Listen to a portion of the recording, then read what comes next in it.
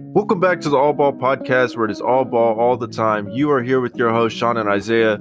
This is episode number 58, and today we're going to be debating whether we believe that a Russell Westbrook and Patrick Beverley duo can coexist, and then we're kind of going to go over some controversial 2K ratings.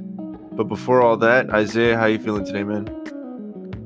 Man, I'm feeling good. Ready to get into this episode. So let's go ahead and get this Westbrook Beverley topic started.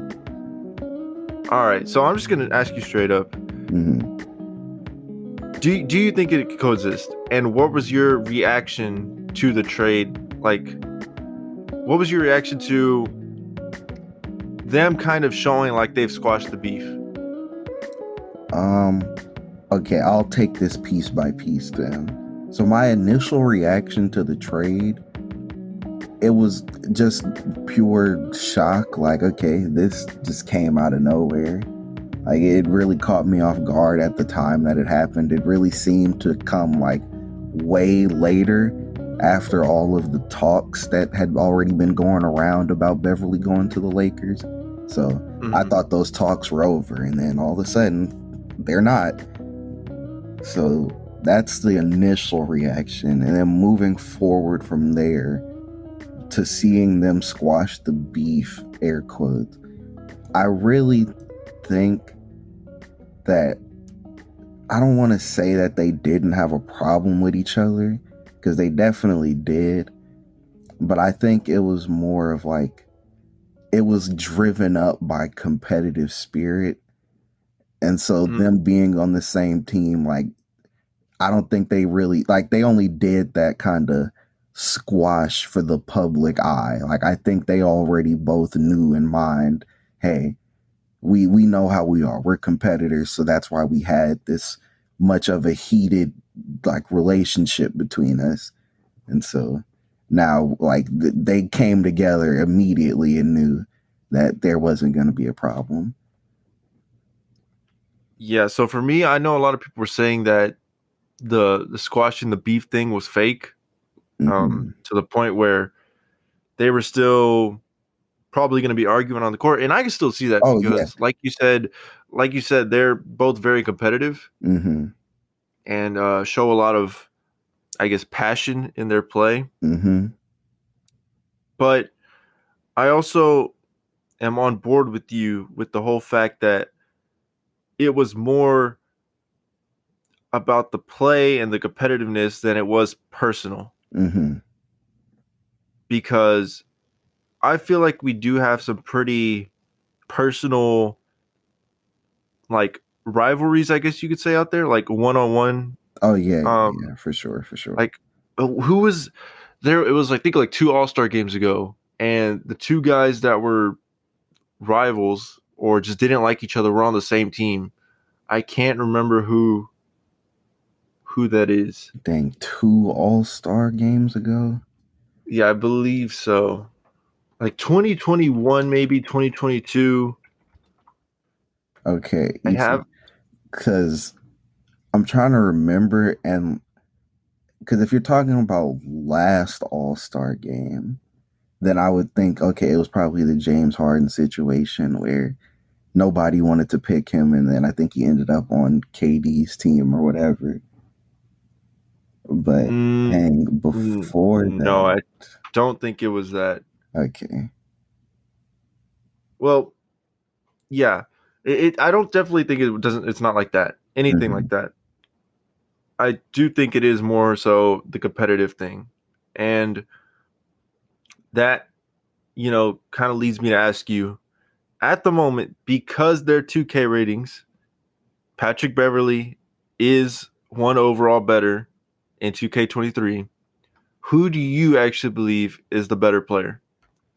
Now, I want to start this off by saying that both of these guys, at least they're in the right realm of rating. I think both of them are around the area that they should be based on how last season went.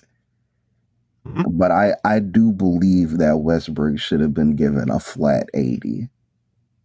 And that he should have been the one that was 1 overall above. Okay. Yeah, I think Patrick Beverley's, his defense is definitely something that gives him a nice edge. He plays with good intangibles, which is an actual 2K stat that they have a whole attribute for. And then from there, also, I think he shot pretty well last year. I can't remember completely, but I know he's been a pretty reliable shooter for the most part, at least throughout these past few years.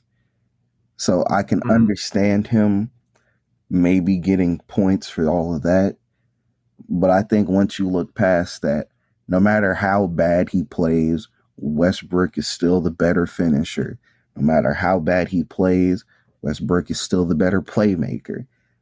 The only thing where Patrick Beverley really has him beaten out is in catch and shooting and then defense. For me, I think the ratings are fine. Mm-hmm. I think it comes down to who offers more for a team.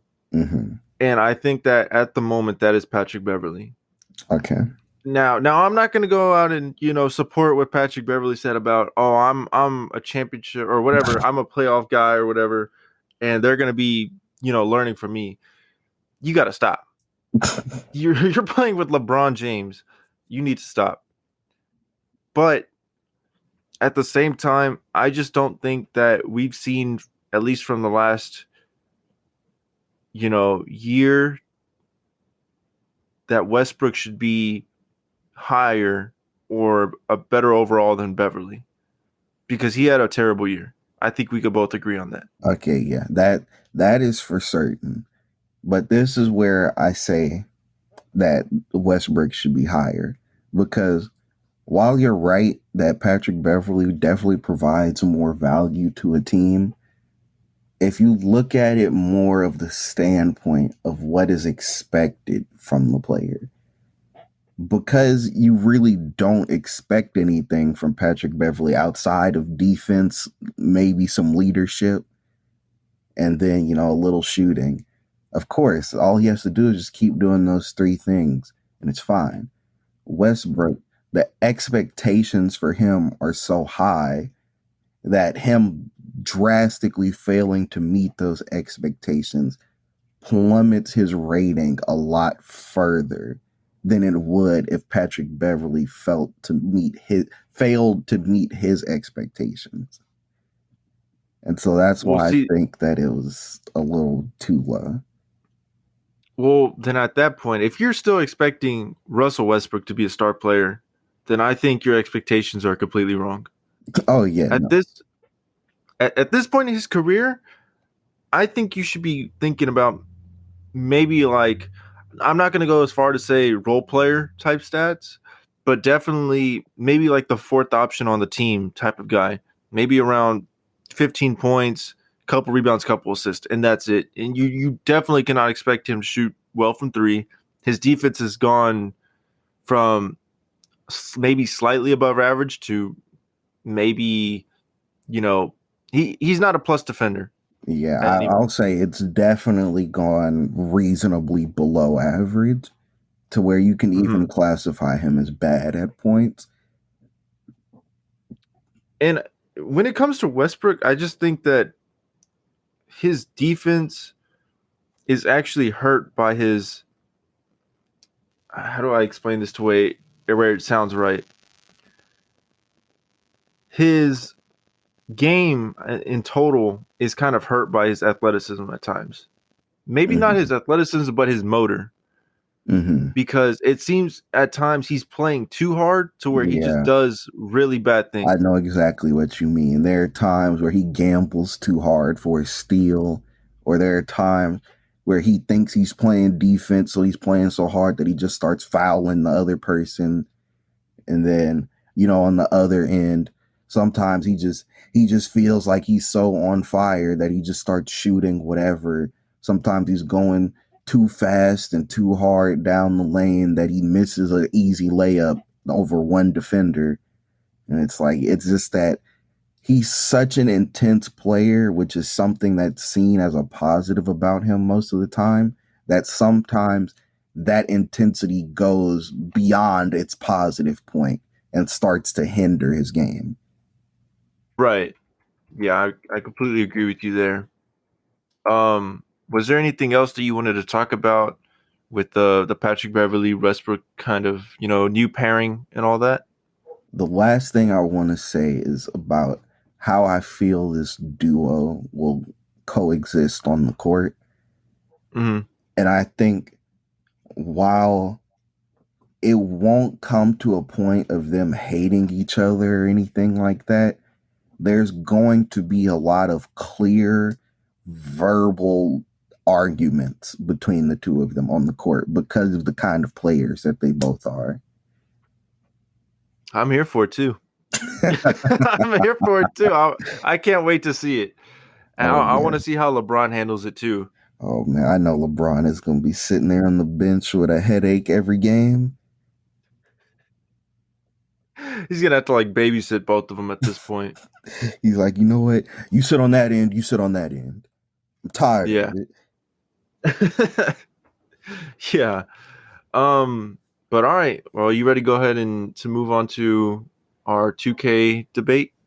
Oh, yeah. Because. All right. So before we even started the episode, we started going a little bit back and forth about Ja Morant's rating, which is a 93. My position on it is that it's perfect where it is. Isaiah, I'm going to go ahead and let you give your take. So I think that this rating is very overblown. First and foremost, let's look at the two guys that he's near. Jason Tatum, who is right above him but also has a 93, and then Jimmy Butler, who is right below him but also has a 93. Now, what is something about Jason Tatum and Jimmy Butler that they have in common that Ja Morant does not? They've both been to the finals. That's actually a really good point. That's not even where I was taking that. Oh, okay. I was going to say that they are both elite two-way players. And I think that All that's right. the thing that should make it clear that he has too high of a rating. Because when you're putting him in the same conversation as Kawhi, when healthy, Jason Tatum, and Jimmy Butler, when all three of those guys will give you elite play on both ends, and especially with Tatum and Jimmy Butler, well, more so Tatum like this season than any year before, but the ratings are based on the past season anyway. Yeah. They will give you very good playmaking as well, which is like Ja obviously is the best playmaker out of that group. But Tatum and Butler are both very good playmakers themselves.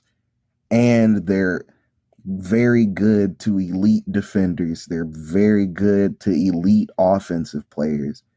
So I think there should be a huge distinction between where they are and then where Ja is. Okay, so where do you think, or what do you think Ja's rating should be? I think Ja should be at like a 90 flat, maybe a 91. You don't think he's better than Chris Paul? I think Chris Paul was too high too. No. Okay, well, do you think he's better than Devin Booker? I think they're in the same conversation. I just can't see Devin Booker and Ja Morant on the same level. I do think that they're very close, but on the same level, no. Ja Morant was in MVP conversations last year. So, But I mean, here's my thing about that. First of all, Devin Booker was also in MVP conversations. I But think Ja Morant was closer, but you see, that's the reason why he got the cover, because he was also in the MVP conversations. And then things just happened. But that's besides the point. Moving back to the topic at hand. Ja I'd say that his MVP conversation situation was more of a team success, and then he was the best player on the team kind of thing. Now, don't get me wrong, he definitely had a stretch of games and multiple games even outside of the stretch where he was absolutely demolishing opposing teams. But I think at the end of the day, we saw what Ja's team was doing without him, and that team was still a really good team without him, which is where I think some of the credit of him being in the MVP conversation because of team success should be slightly detracted. No, I can't get on board with you there, man. So I know you brought up the Kawhi point that he's like right next to Kawhi. Mm-hmm. I think Kawhi's underrated in the game. Yes, I Mm-hmm. understand that he hasn't played in like 2 years, but still, like Kawhi, if say, no injury, probably should be up there with KD, with Steph. Mm-hmm. But because he's down here and because his name is Kawhi Leonard, yes, it looks bad. So yeah, I think that I just don't think that's a good point because for that reason. But I think John Morant, like I said, I think he's good at a 93. Maybe Jimmy Butler deserves to be around a 94. But I do think that he is better than Chris Paul and Devin Booker. Okay, I think he's better than Chris Paul, and he's within conversation with Devin Booker. You're starting a new, a new team. Mm-hmm. You have the choice between Devin Booker and John Morant. Who are you picking? I'm picking Ja because he's younger. Okay, let's say we're the same age, and they still had let's say they were the same Okay, age hold and on. still had. Let me just stop you right there. Now, when we say they're the same age, are we aging John Morant up, or are No, we taking Devin Booker back to when he we're, was the we're same age? we're taking Devin Booker back down. Okay, well, in that case, then I'm taking Ja still because Devin Booker was far worse at Ja's No, no, age no, than no, Ja no. is. That see, no, no. I'm even gonna give you the benefit of the doubt and say, let's say Devin Booker is going down, but he's at the skill level that he is right now. Okay. Then at that point, it just depends on who the rest of the team is around him. Oh Like my no, because think no, about it like this. no. If you were to say Steph, Giannis, same age, I mean, I can't just like I'm not gonna be like, oh yeah, I'm definitely picking Giannis. It's like it depends on who's around them. Who's around them shapes. Like if it's a team with like if the team has Draymond still, it has Kevon Looney as a big, I'm not picking Giannis then because that's two non-shooters. But if the team has, I don't know, like Christian Wood at the 5, it has uh, Porzingis before he turned into trash, then okay, I'll pick Giannis because that's two shooters. Oh man. All right. Well, I think we should move on to another player before we take this conversation for another 15 minutes. Was there another player on here that you felt was overrated or underrated? Yes, and that player is DeMar DeRozan. Okay. Before Lonzo got injured, the Bulls were the 1 seed.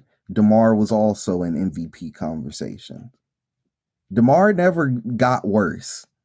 It's just the team got less successful.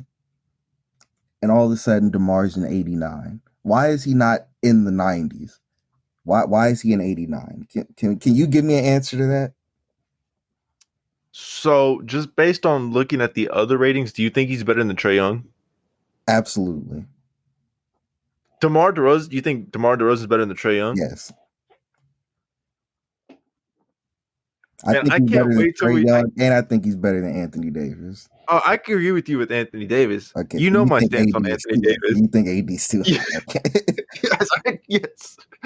It's his injury rate. The fact that he played literally himself and got injured. He injured his own player in 2K on his first game. Like, come on. But I don't think that DeMar DeRozan is better than Trae Young. Wow. But like I was saying, I cannot wait till we do our top 25 going into the year. Okay.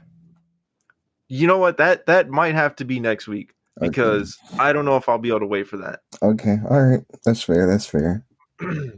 Because these jerseys are taking a long time for us to come out. So Right.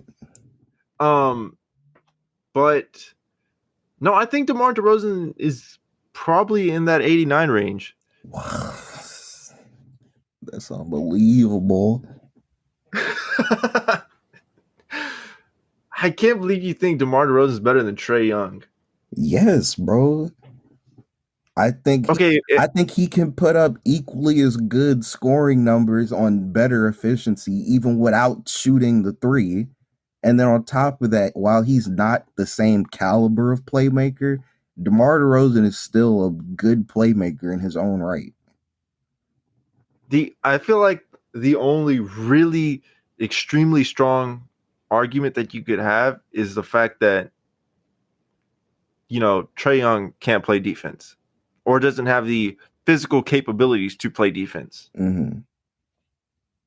I feel like that's the one, you know, point that DeMar DeRozan has over Trae Young. Yeah, like that's for sure. I can't argue. Undeniable point there. Yes.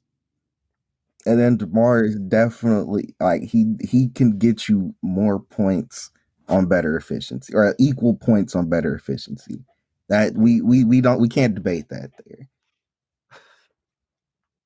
there. Bro, Trae Young will shoot 14 threes and only hit 4 of them and then get 37.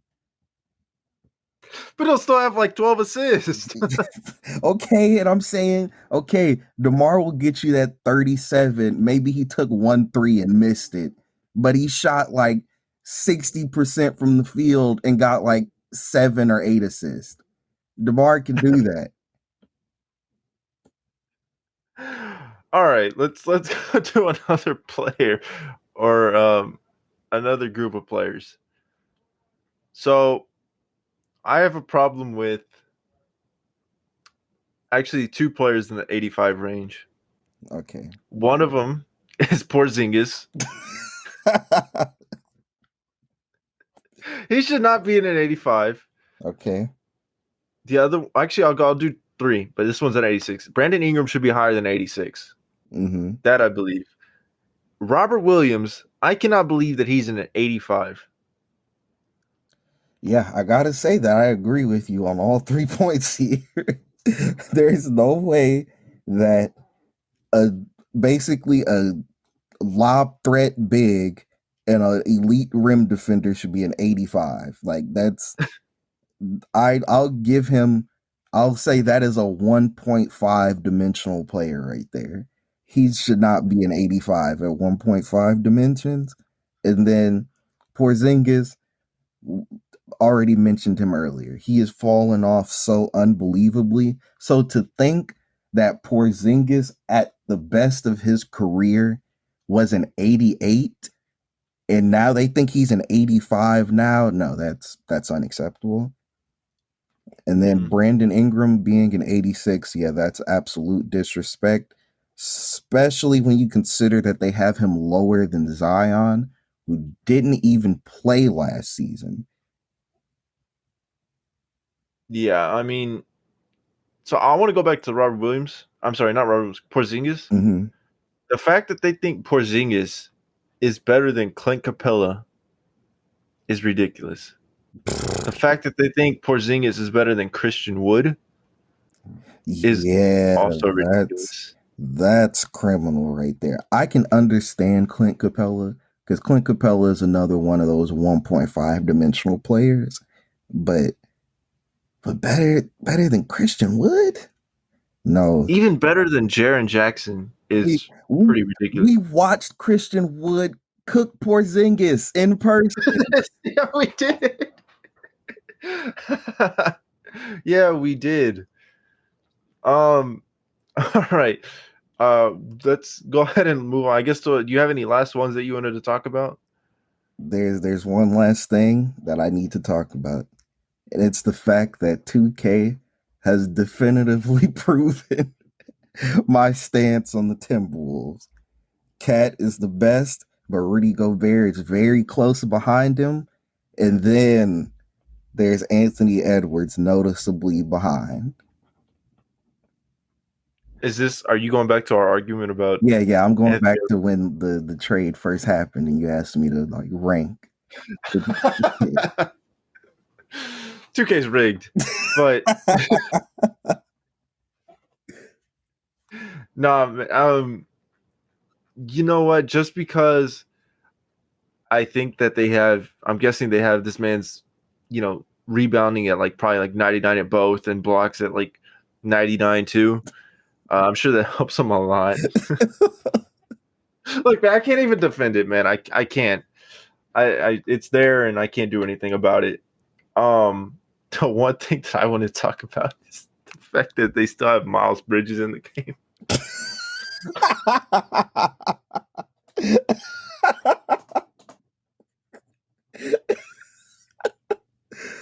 That's what. So he's a free agent. That man is going to be listed as out personal reasons whole season.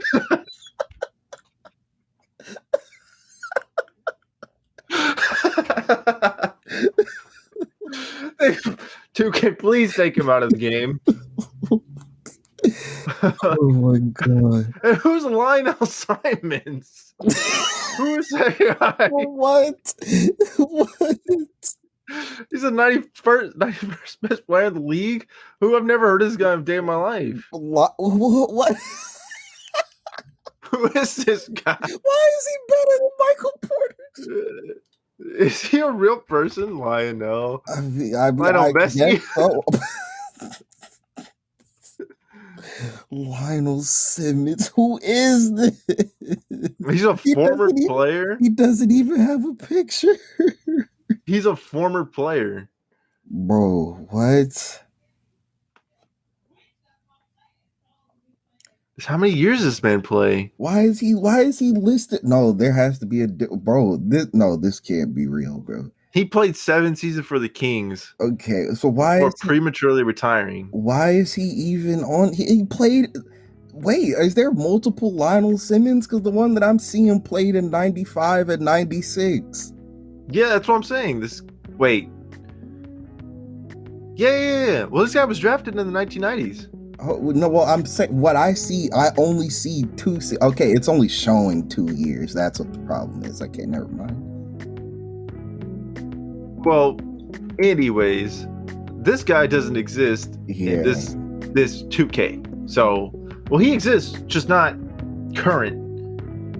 I don't think there's even a 90s Kings in the game. So unless he's somehow on the all-time team at a 91, then I guess I'd believe it with the Kings. Oh, you know what? You're right. Yeah, I forgot what they were talking about. Yeah, this